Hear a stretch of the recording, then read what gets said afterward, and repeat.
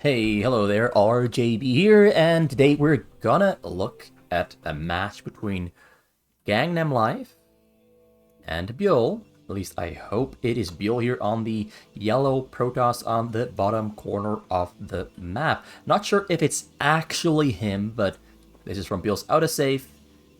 This is the only game played on that day. I think the date was April 24 of 2021, so a little bit over a year ago. And his opponent here is the White Terran GangNamLife on the other side of the map, and that leads me to believe that GangNamLife is going to have a pretty good time defending himself in this cross-map, cross-spawn situation. Byul, though, no slouch, almost a pro player. He was almost an actual pro player. He played at the pro level, so you could say he is a pro level player on the normal maps, but he never, I don't think he actually ever got his pro license. I think he became active just after the end of the Kespa era and never actually got in early enough to sign with a pro team. But he is great. This guy is awesome. We've seen him a couple times on the channel before, and he absolutely plays ball. His ball game is just strong as hell. Really impressive player. And so is GangNamLife. Actually, fun little known fact, or a barely known fact about GangNamLife, is that he was actually one of the very first fastest map Gosus in Korea. He's basically the OG Gosu in the Korean fastest community. And of course, as time goes on, the OG Gosus get surpassed by new Gosus, but GangNamLife has all this time remained an absolute monster at fastest map. And he's won a couple of tournaments on fastest map hosted by Hamburger Sasu, and he's shown really great games against Hamburger Sasu, Shin, Blibaku, Brain, all those top level players. He's shown amazing games, and quite often, sometimes I'd even say more than not, he wins those games because he's an amazing all-around player with actually great micro. So I hope we get to see some micro, although in a cross-map situation, early game micro is not that common. There's just too much distance between these two players to really get some real good micro going. So we've got Byul trying to sneak through. GangNamLife not gonna let it happen. GangNamLife at the same time running in circles here inside of Byul's base. He can't get in. He just can't get in. There's 3 Marines are in the front. He hasn't gotten in yet. So GangNamLife is getting a lot of pretty good information on what Byul is doing. Byul, though, is doing a very standard build order. Double gas, cybercore, gonna go for robos, or maybe a citadel, not sure. There's a lot of options there on the table. Whereas GangNamLife starts out with double command center, because he realized that Byul is on the other side of the map. Byul has no units except one zealot, but nobody cares about the one zealot. That one's not gonna hurt him at all. So he stopped making Marines and went for double command center, double gas academy. He's on 6 Marines now in total. And now he's gonna restart making Marines, because he got the 2 command centers up and building, almost finished up. Got the SVs there on the gas, so it's time to start producing Marines again and start progressing on a beefy, strong, high worker count economy. So a factory there on the way, no engineering bay yet, because he was running around in circles here and he saw that there's no Citadel of Adun finished yet, which means no Templar's Archive yet. I think he saw the double robo in the front. Not sure, I should have kept looking at the SV to see whether he saw this. Because of course, if there is an early Templar's Archive, usually there's only one robo in the front. Otherwise, the Protoss usually cannot afford the Dark Templar. So no Dark Templars on the way, which of course is the reason why this engineering bay is a little bit later than if GangNamLife had spotted a Templar's Archive. He would get that engineering bay way earlier. So the Marines are moving out. One thing GangNamLife is extremely skilled at is having a very small amount of Marines and breaking through those Protoss chokes. And this Protoss choke here from Byul is actually kind of weak. It's really small. And he scans the front to see how many cannons there are. That's a very early scan. Most of the time, players delay their first scan, but Byul feels like, GangNamLife feels like he should give it a try, but I think he saw there are 6 Zealots, 2 cannons, already shuttle out. It means 2 Reavers are already on the way. Very fast Reavers, actually. Faster than usual. Usually we see them coming out at about 6 minutes, and now he's coming out at 5:32. Scans again, because he had another scan, so now he sees the Reavers coming out. Perfect timing. Absolutely perfect timing. This guy has so much experience and knowledge. He knows the exact timing when to scan. He knows he's moving out. He's going to try to snipe the shuttle with his Marines here on the middle. Very risky business. Might backfire. It might work just amazingly well. He meets the Marines. He can't get around the Zealots. Byul is making sure to keep his shuttle behind the Zealots so that the shuttle can never get sniped. Ooh, the control here from GangNamLife is pretty on point. Tries to get as much damage down onto the Zealots. Micros. The Reaver in the shuttle still there in the backside. He tries to snipe. Snipes one of them. Almost snipes the second one. Forced to retreat towards the bunkers. So the Reaver, they're still alive. Zealots on top of the bunker. Siege mode hasn't finished yet. It's very close to finishing up there, though the Zealots have gone down. And the Reaver returns because now there's no longer any Zealot support. GangNamLife really got to show off his micro there. Really fast player. And arguably one of the most accurate clickers I've seen in a long time. Like, I've seen some of his stream games from long ago, and this guy has such nice clicking ability. And he's only gotten better over time. So the raids are coming out. Very good anti-shuttle defense. He's going to try to get the Reaver there in the front before it's too far away. Shoots. Scans. Dark Templars taking damage. He's going to try to take down the bunker. Bunker gets taken down. One Dark Templar goes down on the last possible shot, and the drop comes in here at the same time as well. Tried to get in, tried to micro the Reaver shuttle, but no, not gonna happen. The split on the Marines is perfect. Takes down the Reaver, takes down the shuttle, defends everything perfectly. Zealot there on the side does get some damage down there though. Does get some damage down there, and he's gonna clear that out as well. Rebuild the turret. Now he's got 4 raids, and raid defense in a cross-map situation is actually, in my opinion, the strongest thing against a shuttle strategy. You can scan the front. Sometimes you see the shuttles leaving. You can scan the sides. Sometimes you spot a shuttle on the side when the shuttle has already left the front. You can hover structures on the sides. Keep your rates at about here in the middle in your base. And whenever you see a shuttle coming in, you go straight for it and take it down out of the air. Although GangNamLife currently not responding. He responds now though. Takes down the shuttle there on the side. Zealots have been dropped, and they're killing the turrets once again. Got a pylon coming up in the middle from Byul to start building cannons on the middle to stop GangNamLife from moving out and attacking from across the map. That is always an option. Sometimes GangNamLife, after he gets his core buildings up, explodes with how fast he can build a base and maxes out really quick and goes for a counterattack after a pretty big drop. Only in the case that he is getting a pretty big drop on him and he defends the drop really easily, he goes for a really strong counterattack. Not always, but quite often he does. So still only on double gas, triple gas. There's one in the corner there. One in the corner. He scanned the front, saw triple shuttle. They're still at the cannon though, so he's not moving out to snipe them. Some players though, they like to risk it really hard. Even though there are cannons in the front, they come across the map with their raids and try to basically kill those raids inside the enemy base. But this is going to be a pretty big drop, so there is the real option that he's going to try to fly across. He's going to try to break free from his own wall, go across the map and push. There's the option.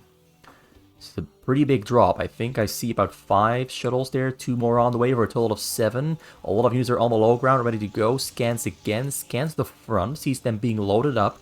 So he saw about 5 shuttles. He knows that there's now more robos being built, which of course means more shuttles coming across the map very soon.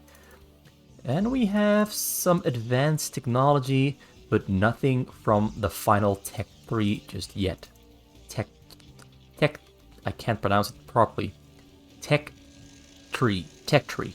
Tech tree. It's very... Oh, so it's I can't say tech tree. I try to say tech 3 instead of tech tree. Oh, it's bothering me so much that I can't pronounce it properly. Anyway, that aside, we got 3 armories. Number 4, probably somewhere on the way. So he's getting ground armor, ground damage, and air weapon all at the same time. Level 1 attack for ground just finished up. He's now going to fill up his entire base with basically just factories. He might keep these barracks there in the back to get Ghost and Lockdown. Also going to fill up all the gas there on the side on 73 SCVs, the sweet spot. But he's going to probably shoot past the sweet spot into about 85 SCVs in total. Gets command center number 4. Lifts up the science facility for vision on the side. Byul is taking his time, taking it very slow, just massing up a maximum size army with maximum amount of shuttles. 7 shuttles. We have 2 more on the way in a Reaver as well. We got an Observers there in the mix as well, because the raids obviously have Cloak. So you want Observers all over the sides, or cannons all over the sides. And then you come in with the raid, with the shuttles and the Corsairs, and the Observers are going to provide detection on the raids, and the Corsairs, like, you only need about 6 or 5 Corsairs, and they will absolutely demolish those raids if those raids ever come close to trying to snipe the shuttles. And I think that's what he's going to try to do. Keep the Observers close to the Corsairs and the shuttles. Raids come in, he's going to try to bait them out with the Engineering Bay, I'm sure. And then the Observers are going to take down those raids. The Observers are a little bit too far behind. They're going to get taken down there, though. So the shuttles do come in. Most of the shuttles get taken down. Not a very clean execution there from Byul, but he does get a Templars unloaded on the scene. Storms gets a pretty good amount of kills, actually. Well, not a pretty good amount, about 12. Better than absolutely nothing. It actually probably helps GangNamLife out a little bit to have less SCV at this point, because he was overshooting the mark a little bit. Now he's been reduced to below 70. He will most likely end up at about 70. GangNamLife making more command centers, hovering them on top of his command center. He's got Valkyries on the way. Byul there still building his base. On 97 SCVs now. He's getting every single upgrade he needs. He's on 1 armor, 0 attack, 0 shield. But he's getting level 2 armor, level 2 shield. He's getting air weapon attack and air armor. So, and he's got the fleet beacon finished already. He might get more Stargates and transition over into carriers, because it does look like the drops are not really achieving much. GangNamLife has grown massive. He's got over 10 factories. This is 11. So we got 14 for now. Number 15 they're on the way. He's got 7 starports. Number 8 on the way as well. I just don't think that GangNamLife is gonna fall to any shuttle drop attempts, but I've been proven wrong on that regard. So this one might actually do a lot of damage. So he comes in from the right side, flies in, Marines coming in to try and snipe. The shuttles redirect themselves over the depots. SCVs are running away. He's going to try to unload on top of the SCVs. SCVs are running back and forth. They're splitting up into 2 groups. The shuttles haven't achieved anything yet. Reaver there unloads right next to the SCVs. They're on the mineral. Storms on a group of SCVs, but those SCVs, of course, do stay alive on almost no HP at all. Does kill about 20 SCVs in the end there, though. Down to 54. So that was actually a pretty good hit. And that will slow GangNamLife down, I believe, just enough for Byul to start building Stargates and to transition into carriers after the next shuttle drop. He just has to keep up the pressure for a little while longer while GangNamLife is low on minerals, can't produce, can't build. Although he doesn't actually need much more buildings. He's actually in a pretty good spot. This is basically the most efficient layout you can have in terms of starport factory.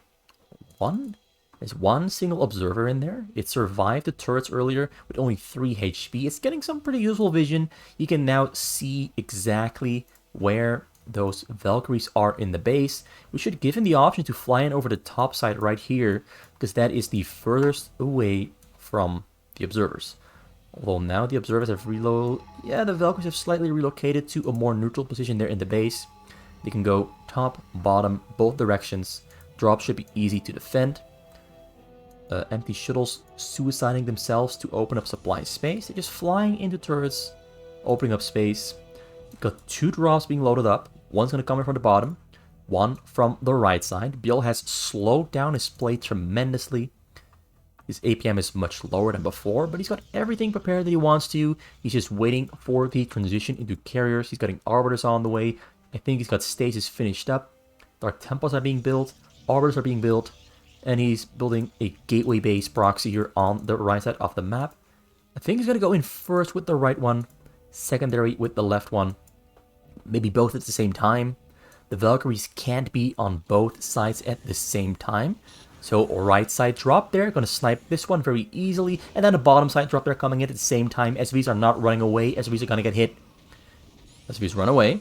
Is he gonna save them? Looks like most of the SCVs are far enough away, but once again, kills about 23 SCVs that were not hotkeyed. So once again, back to 50 SCVs. Storms on the Valkyries as well. Hurts those Valkyries quite badly. Really badly. They don't die, but they are pretty much already dead at this point. Omae wa mo shinderu. Okay, so now the carriers are gonna be under production. Well, just one of them. Hasn't queued up the other ones yet. It's just going to be a single carrier, arbiters, corsairs, shuttles, and gateway units. I think he should start. Maybe he can't afford. He can afford it. He's got a lot of gas coming in there, mining from 8 assimilators in total, building another assimilator proxy base there on the middle right off the map. So he has a total of 11 gas to mine from. Maybe he feels that he doesn't have enough gas income to already transition into mass carriers, although we do have 9 carriers on the way now. So, yeah, he does have enough gas. I thought he didn't, but it turns out he does. GangNamLife, I need some supply space as well. Moves out into the middle. Spots a lot of cannons there as well, down the middle right there. GangNamLife just stimming straight into the cannons, kills a bunch of them. Now tanks are moving out as well. GangNamLife is no longer sitting around wasting time. It's time to go. It's time to fight. Tanks in the middle. Not yet sieged up. Dark Templars there to stop these tanks. I hope this scan comes out in time before he loses any of those tanks. The tanks are getting taken down, taking some pretty heavy damage. He's retreating. Now we've got Templars and Zealots there unloading as well. Templars are storming. Most of the storms don't really connect, but he does kill a couple of those tanks on the middle there. As GangNamLife now safely retreats here back home. Doesn't have a lot of units here though. A lot of Valkyries, a lot of Goliaths spawning now as well. Now he's suddenly on very high supply as he's queuing up more tanks. He's prepared to go. His upgrades are 0-3. I guess he didn't go for ground armor, just went for ground attack. Went for both the air plating and the air weapon attack at the same time. So tank plating will probably come out much later. He just wants the damage. Carriers are finishing up now for Byul. They are on, let me check the upgrades. They're on 222 upgrades. Zealots are on 320. Tanks are once again on the middle, pushing forward. Temple there still on the side, ready to storm. Goliaths are entering the middle as well. Vessel over on the top. Pretty good army composition that is basically preferred against carriers. You got the Valkyries that can... We repaired the Valkyries. I like this detail. A lot of players would just ignore repairing the Valkyries. He repaired every single one of them, so he didn't have to risk losing them and having no air defense and being exposed for a pretty good amount of time. So we've got a stage there on the vessel. That's annoying, but not game stopping. Doesn't break GangNamLife's legs just yet. Kills the Arbiter number 1. Arbiter number 2 coming in there as well. Valkyries are all balled up. Snipes the Valkyrie with the Goliath. Great target firing. That was actually really good because now he's got the Valkyrie still alive. They're back at home. Drop comes in. Drop unloads. Are there Templars in there? I don't see any Templars unloading there though. So the tanks clear up the Zealots without putting those SCVs in danger. But now we've got no anti-air on the middle. So the tanks on the middle are being pushed back once again. GangNamLife unsieges and retreats back home to his own base as the carriers are pushing forward without Arbiter support. The EMP misses terribly. Misses the EMP. Oh, that one hits though. That one hit every single one of them. It looks like Byul might want to invest in shield batteries on the side. A lot of players who play Protoss and go for carriers, they build like 20 shield batteries here on the side, so these carriers can go in and out, attack, retreat, and recover their shields non-stop and never ever die unless the Protoss makes a huge mistake with the carrier control. But for now, it looks like it's Goliath's Valkyries against unsupported carriers that have no shields.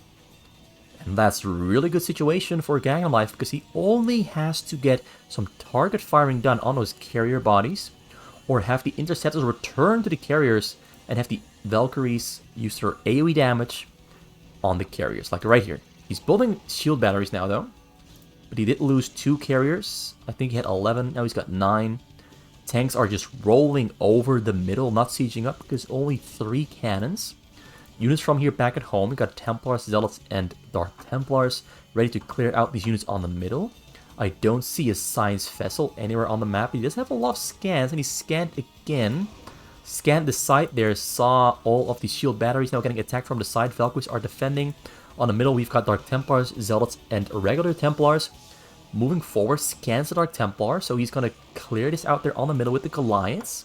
Storm there from beyond the hill there on the Valkyries. Valkyries, a couple of them went down, but most of them do stay alive as the carriers are forced to retreat once again to the shield batteries to restore their shields. Now Goliaths are coming from the middle to start clearing out those cannons and shield batteries. But there's too many cannons for those kind of weak Goliaths to fight into. So he pulls them back into the middle.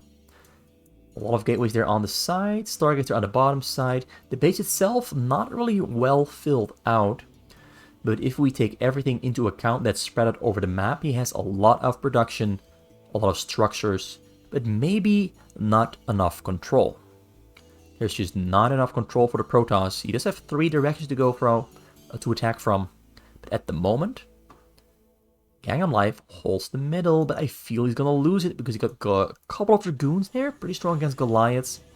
Carriers, though, in this situation, not that strong. There's way too many Goliaths. Goliaths don't even have to target fire the carriers, but they might target fire the carriers. There's a Storm on the Goliaths. Goliaths don't do that well against Storms. Stays there on a couple of Goliaths. Now the Goliaths are, I think he's going to have to be pulling back home at this point.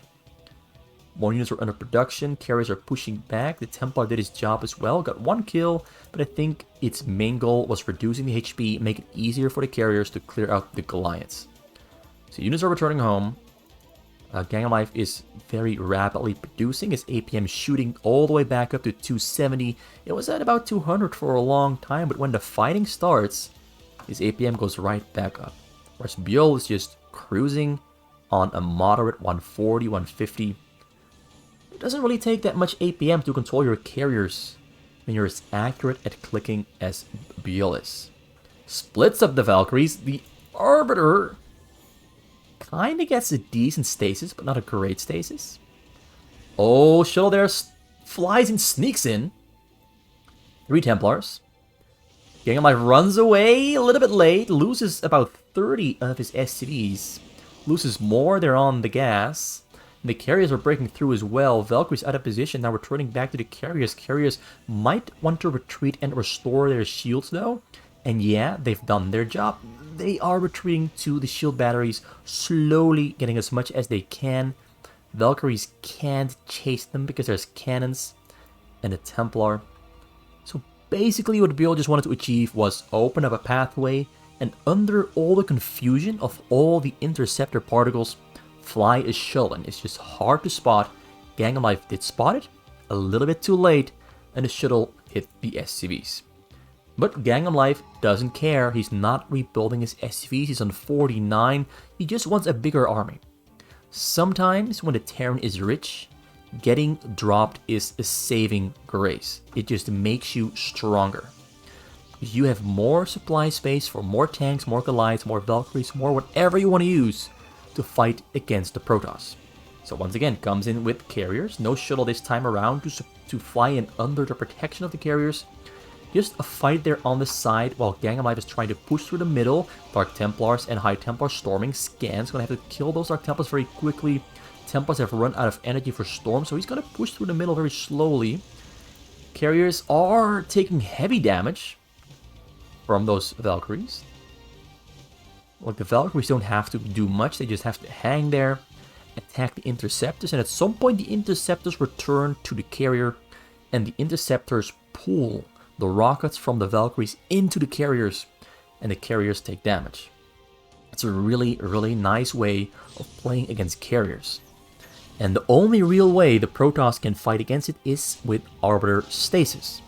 To simply lock all that Valkyrie supply up in the air and make it very hard for the Terran to defend against the carriers. Because they've made the Valkyries defend. If you can't use them, you're not going to defend yourself. So great control there, splitting up to the side, spreading out his army very wide. Goes for a very good Valkyrie attack on the carriers. Carriers out there in the middle, exposed, weak. Nothing to protect them, no Arbiter Stasis to lock up those Valkyries. Carriers do go down, they're forfeit. Completely destroyed. Now the question is going to be, can Byul rebuild an army quick enough to deal with this army on the middle that GangNamLife has? There's Goliaths and tanks. And more Goliaths and tanks coming from the base. GangNamLife, though, losing money because SV count is very low. He's losing money. Slowly, not quickly. But once the gateway armies start swarming and running headfirst into this mech army, GangNamLife might burn through minerals very quickly. But at the moment, though, it looks like he's getting flanked.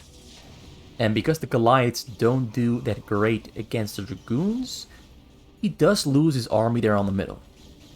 So he's forced to retreat once again. A couple Goliaths on the middle, just getting out of the freezing zone, the frozen zone. Frozone, isn't that the guy from The Incredibles? Frozone. So they're getting out of the frozen zone and returning back home. Well, they tried to, but they got killed. Now we got Goliaths and Zealots rushing into the Dragoons. There's some Vultures in the front as well. Tanks in the back providing a lot of support and damage. Tanks on the hill also just doing a great job. Byul forced to retreat and regroup. Get more units into the fight. Goes right back in. There's a shuttle drop there on the bottom. Gonna try to use the wide open exposed bottom side of GangNamLife's base to fly in the drop and hit him on the minerals once again. GangNamLife, as I said, once the gateway army starts rushing head-on into that tank and Goliath army, the minerals for GangNamLife are going to burn very fast. He's already down to 2,000 minerals, down from 10,000 in total. Drop comes in as if he's run away. Great storms. Kills 18 SCVs. Which means at this point, GangNamLife is going to have to rebuild SCVs because he's broke. He really needs more money at this point. He really has to fatten up the bank. And yes, he's building SCVs. He's queued up a lot. Oh, the Archon there goes down just before it kills the Goliath. If the Archon got on top of the SCVs that are low HP to the Storms, like they lost a lot of HP to Storms already. If the Archon got onto those SCVs, GangNamLife might have lost all of them. Every single one of them. Another drop there on the bottom side. So now we are back into a more basic macro game. Gateway army running into tanks, mines apparently, Vultures and Goliaths, Arbiter in the air, and just gonna try to brute force his way through as he tries to get those shuttle drops into GangNamLife's base. And this time around, GangNamLife doesn't dodge the storm, loses most of his SCVs, down to 13, down to 12, down to 11, down to 10. And there's still Zealots there in the back, still rushing back and forth. But there's also an absolutely disgustingly huge tank army there on the middle for GangNamLife. But he's in a little bit of trouble here back at home. Just a little bit of trouble. Some units are returning back home to clear out these units. Command center there getting attacked, has to repair it. Otherwise, the game would definitely Be a loss for GangNamLife. Now tanks in the middle are pushing across the map. He wants to use this moment of the advantage of having an absolutely disgustingly huge tank and Goliath army to push across the map and try to overpower Byul, who has the better economy, but a really, really small army. It's a really small army for Byul here. And that is a little bit worrying, although we just killed about 30 supply there for GangNamLife. So GangNamLife's terrifyingly huge tank army no longer as huge as it used to be. Very cute little disruption web there on the Goliaths. Functionally, actually it does do something. Scan comes out, detects the Dark Templars and the Zealots. Arbiter there on the side, throws down a stasis. Not the best one, but at least it's something. At least it's something. Vessel there in the air. Does he have another stasis? No, he does not. Arbiter goes down. Corsair comes in to take care of the Vessel, but Vessel gets protected by the Goliaths. Now Zealots are coming in from the front door. Still has this proxy base, producing units really quickly, as fast as he can. But carriers finishing up at the same time as well. So 7 carriers finished up, 3 more in production. It's going to be a mix of gateway and carrier to take care of this army here in the middle. GangNamLife now in a very dangerous position for Byul. He's inside the choke, broken through the choke. Still a couple of tanks there back at home. He's not sending in. He's on 36 SCVs once again. Goliaths are engaged into a firefight with the carriers, but the carriers haven't produced all of their interceptors yet. He's just banking on having more interceptor damage than those couple Goliaths on the low ground here can provide. We've got Valkyries now on the way from across the map, and there's no Arbiter, so the carriers are once again kind of a weak point for Byul here as the Valkyries come in with a little bit of ground support from about 5 or 6 Goliaths, directly target firing the carriers with the Goliaths, and the Valkyries are just kind of attacking the interceptors. More carriers come in, but they fly straight into enemy fire by accident. So 10 carriers are on the scene. A couple of them in the front there do go down. He's pushing closer towards the Nexus with his tank army. Byul has not much of an army himself. Basically just the carriers and the proxy base building Zealots. But the tanks are rolling forward. They're going to kill the probes and the Nexuses. But at this point, Byul has so much money that I don't think that this is a problem at the moment. It might become a problem in 4 or 5 or 6 minutes further and deeper into the game.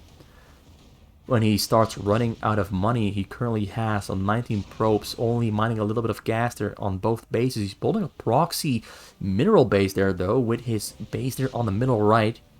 Most of the carriers have been taken care of. Now Zealots are coming from behind to get on top of those tanks. Great defensive matrix there on the first tank in the front. So he doesn't lose a whole lot of tanks. But now there's no protection from the carriers because the Goliaths have all been taken down, and so are the Valkyries. So the carriers here on the scene are gonna at least take care of most of these tanks before reinforcements come from across the map. The Dragoons are spawning from the middle right base and intercepting those Dragoons, and the Dragoons really do like fighting against Goliaths. They do. Although the fight is going in favor of the Goliaths because there's simply more of them, but the Dragoons do take down a lot of them with them. The tanks have retreated back into the middle. Carriers are going to clear out the last couple of tanks still here. And now it's going to be GangNamLife's job to try and take out this middle right base. He's building as fast as he can. He's got 3 Nexus. They're on the way. He's got a lot of gas, so no longer has to mine gas. There's no probes in his main base, so he cannot rebuild right there. Does have a lot of carriers here, though. Basically, both players are now playing on absolutely stupidly huge armies, because they both had the money for it. So we have about, well, this is not yet a lot of carriers. It's a good amount of carriers, but in total it's 11. And he has a couple more of them on the way. The rest of his army is all Dragoons and High Templars. Tanks are on the middle, waiting for the fight. This is going to be the final showdown. Byul moves out. Byul is ready to go. Byul doesn't exactly know where those tanks and Goliaths are, though, so they might have a little bit of a premature confrontation there on the middle. This is, I gotta zoom out for this one. This is a huge fight. GangNamLife controls his army very well, tries to dodge the storms. Carriers are coming in. We've got Wraiths in the air, no observers, so the Wraiths are gonna get taken down, but Wraiths are getting stormed by Templars. Byul is guessing, he gets an EMP, gets a stasis on the vessel and on a Wraith, but the Wraiths are still hunting down those carriers. The ground army has been absolutely obliterated by the very good spread out tanks and Goliaths. Now the carriers are the last line of defense, but the carriers themselves don't have any observer support. So they're getting mowed down, chased down, nowhere to run to except those couple cannons that are on the bottom corner. But the cloak on the Wraiths ends just in time. Can these carriers save their own hides? Yes, they can. But now Goliaths are coming in from behind to take them down. But Goliaths, in turn, are being pushed back by the Zealots and the Dragoons that are spawning non-stop here in the base. With Byul now getting very low on money. He's only got 28 probes. He does have 4 nexus, but he can't make those probes fast enough. Carrier still getting chased down. One of them goes down, gets killed. 2 go down, get killed. Number 3, 4, and 5, they're safe behind the cannons and behind the line of Dragoons. Tanks is heating up now as well. Dragoons not gonna like that one. Dragoons not gonna like that one. Templar spawning there on the top side of the base. No energy yet for storms. You got some shuttles there finishing up as well, and observers are on the scene as well, but the Wraiths are no longer part of the party. They are under construction though, so they might join the party sometime soon, but I feel this game is going to end before the Wraiths once again join the fray to take down those carriers. So Byul is literally being squashed. He's being squashed, squeezed dry, every single drop. Not allowed to properly recover. He's fighting for his life with a small tiny army that is not gonna do it because he's now almost out of money. And tanks are getting close to the probes, and the probes are gonna get taken down. The probes are, in fact, being taken down. A lot of Goliaths, they're in the choke point, they're in the pathway, not yet moving across the map to join the fight, because GangNamLife knows he's won this game, so he's just focusing on controlling the couple of units here at the scene. More Arbiters, more Carriers, this might just save the day. Although 19 probes, no minerals, can he even make Interceptors at this point? That is the big question. Just does clear out the units that were here, but now Goliath's getting on top of the Arbiters. Arbiters running away to the backside of the base, waiting for the carriers to build their Interceptors, but now Dragoons are too small in number to keep those Goliaths away. So the Reavers are crawling forward, going to try to be the last line of defense. I don't see this working. Byul is kind of extending the inevitable as the Wraiths do arrive on the scene. It's time to party once again. One stasis, carriers coming in. Arbiter gets taken down. Arbiter tries to get another stasis down on those Wraiths. Gets most of the Wraiths. So now it's 3 carriers against 6 Goliaths and 2 Wraiths. Reaver on the top side takes down a couple of Goliaths. We've got more Goliaths and tanks coming in. 4 carriers are still on the way. He's got 20 probes alive and mining to finance the Interceptors that he's trying to build. Not a great situation there. Goliaths are winning the fight against the carriers. More Wraiths coming from the base. They're across the map, ready to take down those carriers. Goliaths are mowing them down, but the Goliaths run a little bit too close to the cannons and Dragoons, so they get taken down in turn. Basically, I'm just trying to kill the time until Byul definitively dies. Very soon.